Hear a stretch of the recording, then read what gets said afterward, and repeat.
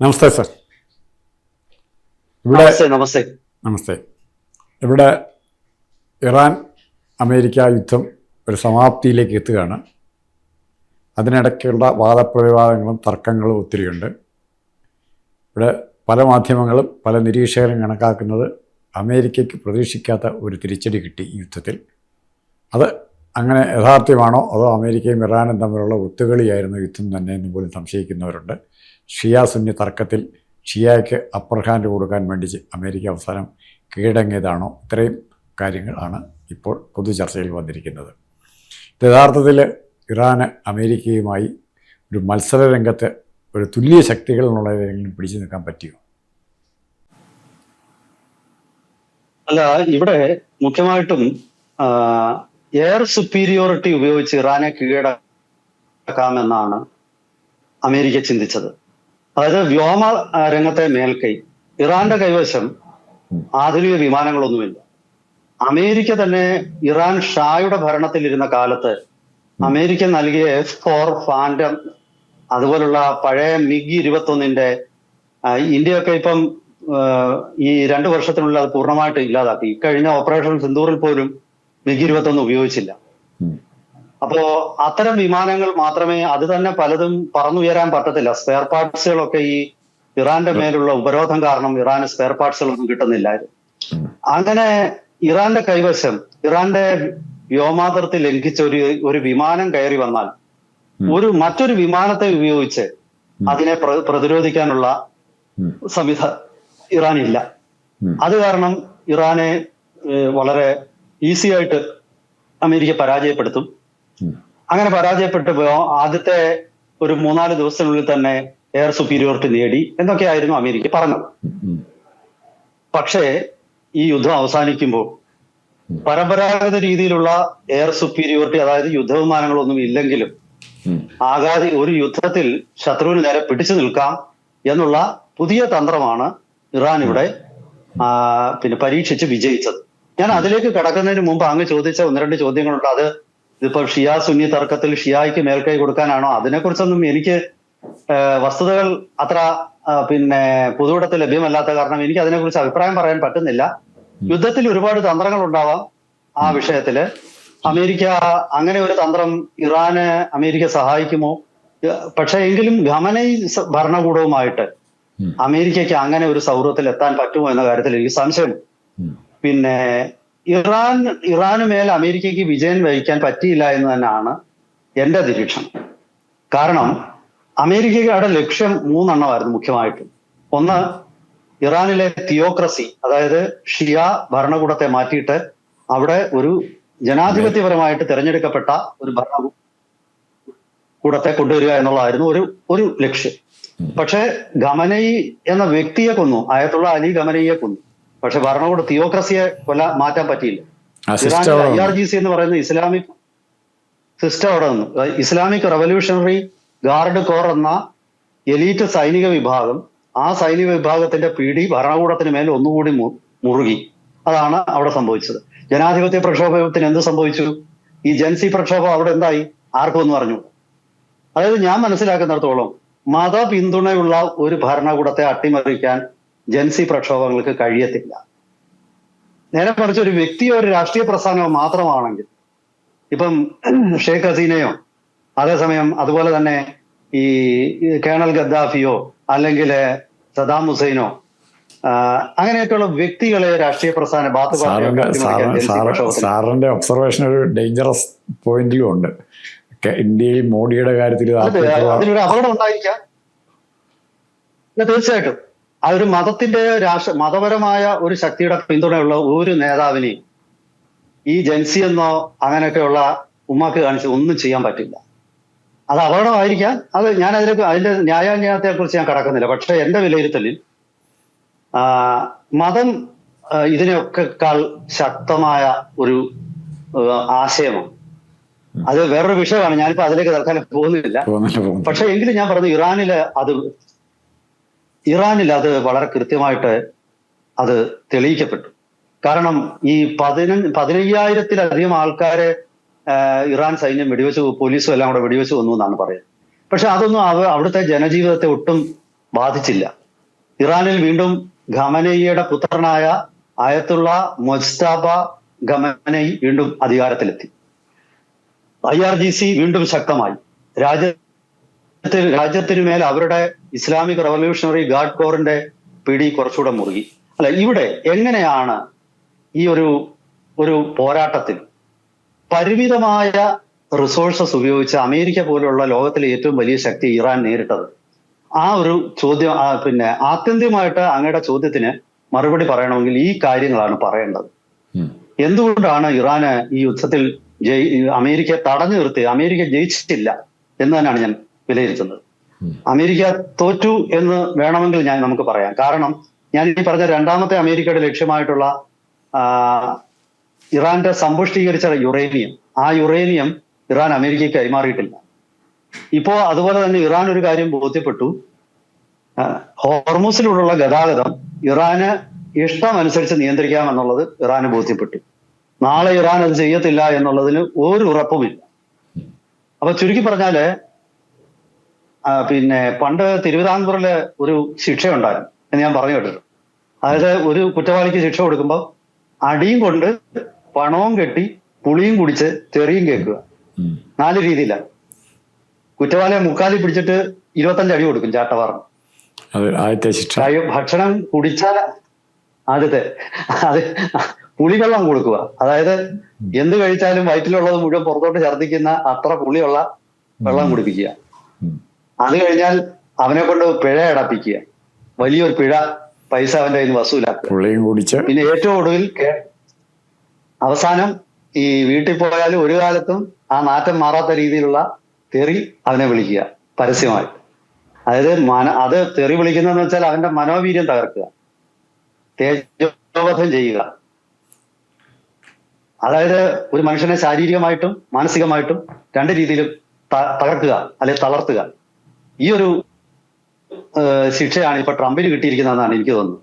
ട്രംപിന് ഒരു നേട്ടം എങ്ങനെ എന്ത് ഒരു മറുപടി കൂടെ പറഞ്ഞോട്ടെ. നാണം കെട്ടും പണം നേടിക്കൊണ്ട നാണക്കേടാ പണം തീർത്തുകൊള്ളും. ട്രംപ് ഫോളോ ചെയ്യുന്ന പോളിസി അതാ. ഈ തെറിയൊന്നും പ്രശ്നമില്ല. പക്ഷേ വേറൊരു പ്രശ്നമുണ്ട്. ഈ ഇറാഖ് യുദ്ധം കഴിഞ്ഞപ്പോഴും പിന്നെ അതുപോലെ തന്നെ ഈ ലിബിയയുടെ യുദ്ധം കഴിഞ്ഞപ്പോഴും ഒക്കെ അങ്ങ് പറഞ്ഞത് അവിടെ ആപ്ലിക്കബിൾ ആയിരുന്നു. കാരണം ഈ 2 രാജ്യങ്ങളിലെയും എണ്ണ വ്യാപാരത്തിന്റെ നിയന്ത്രണം അമേരിക്കയുടെ കയ്യിലെടുക്കും. ഇപ്പൊ വെനിസ്വേല പോയി പിടിച്ചെടുത്തപ്പോഴും വെനിസ്വേലയുടെ എണ്ണ പിന്നെ അമേരിക്കയുടെ കയ്യിൽ. പക്ഷെ ഇറാന്റെ എണ്ണയിൽ അമേരിക്കയ്ക്ക് തൊടാൻ പറ്റില്ല. മാത്രവുമല്ല, ഇറാന്റെ എണ്ണ വ്യാപാരത്തിന് മേലുള്ള എല്ലാ നിയന്ത്രണങ്ങളും അമേരിക്ക നീക്കം ചെയ്തിരിക്കുന്നു. ഉപരോധങ്ങൾ പിൻവലിച്ചു ഏകപക്ഷീയമായിട്ട്. അപ്പോ ഈ നാണം കെട്ടും പണം നേടിയിരുന്നേ കുഴപ്പമില്ലായിരുന്നു. നാണം കെട്ടും എണ്ണ നേടിയിരുന്നെങ്കിൽ പണം കിട്ടിയില്ല. അപ്പൊ അതിനെനിക്ക് തോന്നുന്നില്ല അത് ഇവിടെ ട്രംപിന് അത് നടപ്പായത്. അത് പോട്ടെ. പക്ഷെ എങ്കിലും ഞാൻ വിഷയത്തിലേക്ക് വരാം. എങ്ങനെയാണ് വ്യോമ പ്രതിരോധം ഇല്ലാതിരുന്നിട്ടും, വ്യോമ പ്രതിരോധത്തിന് നല്ല ഒരു വ്യോമ പ്രതിരോധ മിസൈലില്ല, അതുപോലെ തന്നെ ഫൈറ്റർ ജെറ്റുകളില്ല, ഇതൊന്നും ഇല്ലാതിരുന്നിട്ടും എങ്ങനെയാണ് അമേരിക്കയ്ക്ക് ഇറാനിൽ എയർ സുപ്പീരിയോറിറ്റി കിട്ടാതിരുന്നത്? അത് ലോകം ഞെട്ടലോടെ ഇപ്പോൾ ആ ഒരു സത്യം പുറത്തു വന്നു. അതായത് ഇറാൻ തന്നെ രൂപപ്പെടുത്തിയ 2 ലോയിറ്ററിംഗ് മിസൈലുകൾ എന്ന് പറഞ്ഞ ആകാശത്തിൽ കറങ്ങിക്കൊണ്ടിരിക്കുന്ന 2 മിസൈലുകൾ ഇറാൻ രൂപപ്പെടുത്തി. അതിന്റെ പേരിപ്പം പാശ്ചാത്യ മാധ്യമങ്ങളിലൊക്കെ അതിന്റെ പേര് 368, 369 എന്നാണ് പറയുന്നത്. അതിൽ 368 എന്ന മിസൈല് വെറും 9 അടി മാത്രം നീളമുള്ള ഒരു മിസൈലാണ്. 369 20 അടിയോളം നീളമുള്ള കുറച്ചുകൂടെ വലിയ മിസൈൽ. ഈ മിസൈലുകൾ ആകാശത്തിൽ, ഇത് ഹീറ്റ് സീക്കിംഗ് മിസൈൽ എന്ന് പറയും, ഇൻഫ്രാറെഡ് സീക്കറുകളാണ്. ഈ മിസൈലുകൾ 2-3 തരത്തിലാണ്.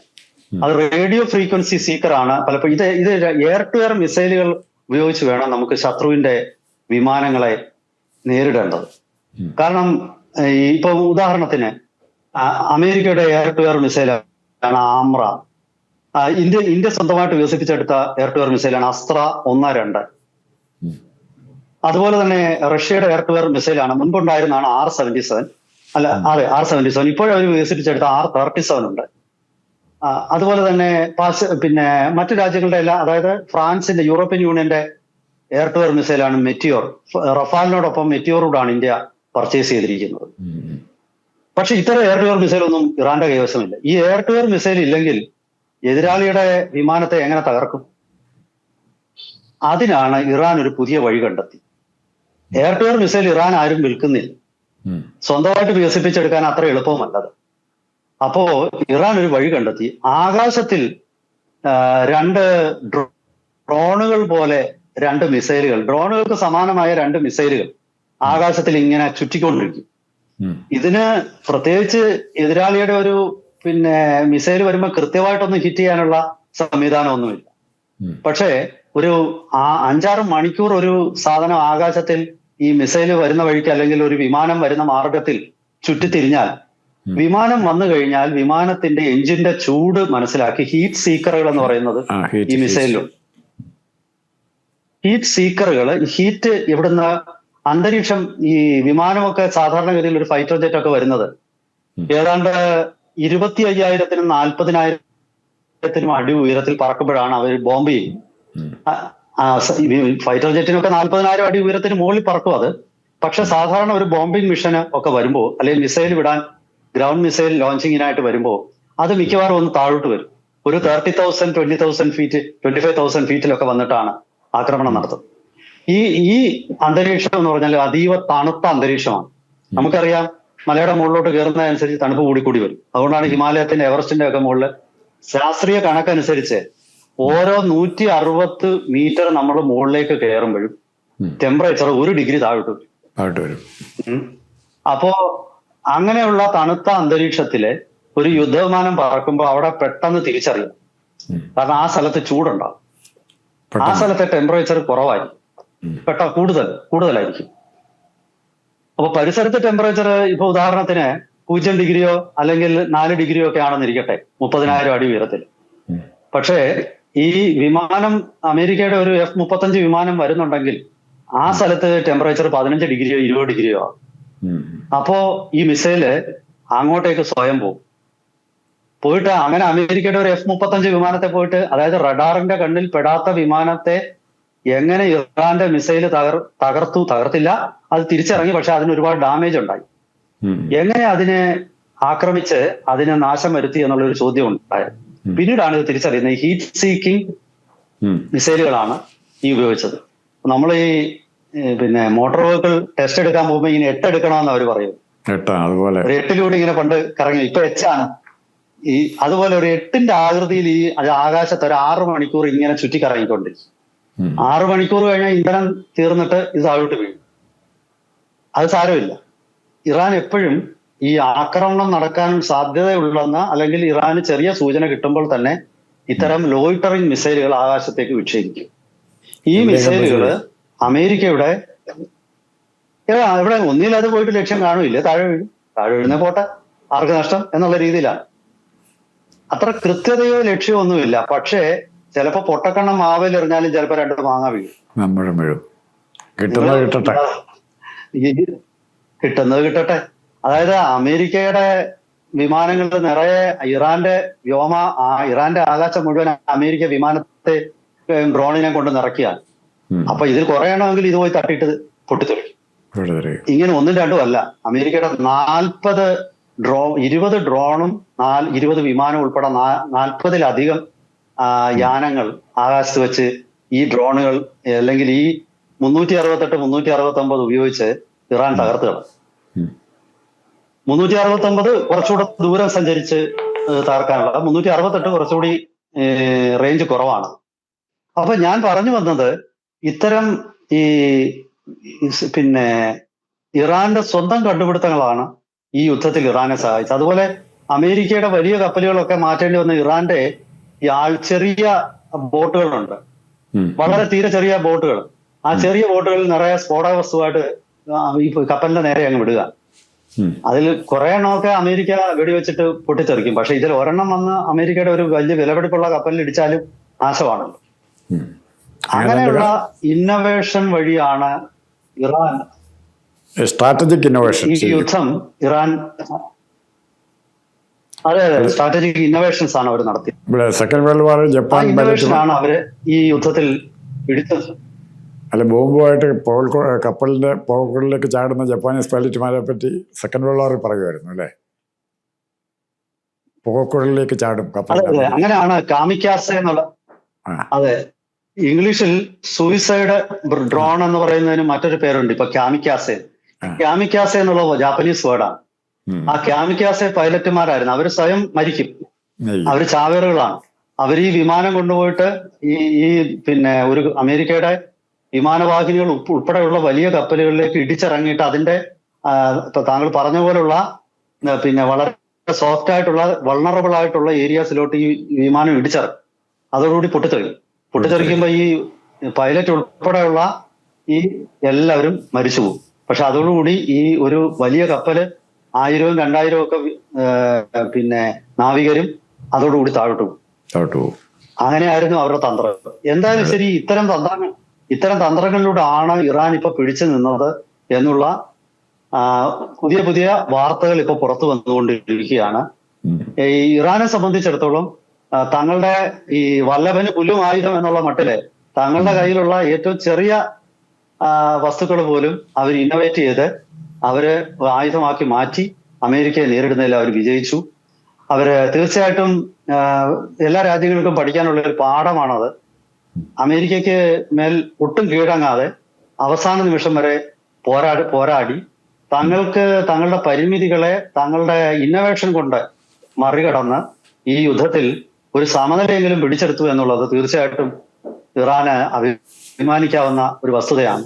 എന്തായാലും ശരി, ഇത് സംബന്ധിച്ച കൂടുതൽ ഞാൻ ഒരു കാര്യം കൂടെ ഇതിന്റെ കൂടെ ഒന്നുകൂടെ ആഡ് ചെയ്തോട്ടെ.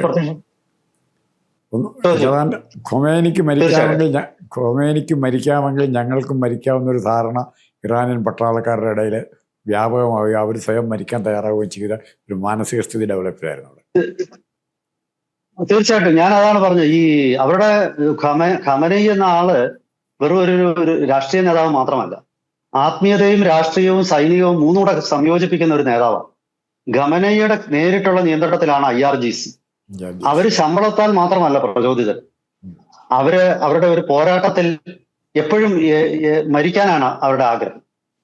അപ്പൊ അങ്ങനെ ഒരു ജനത തീരുമാനിക്കുമ്പോൾ നമുക്കൊന്നും ചെയ്യാൻ പറ്റത്തില്ല. അതാണ് ഈ യുദ്ധം തെളിയിക്കുന്നത്.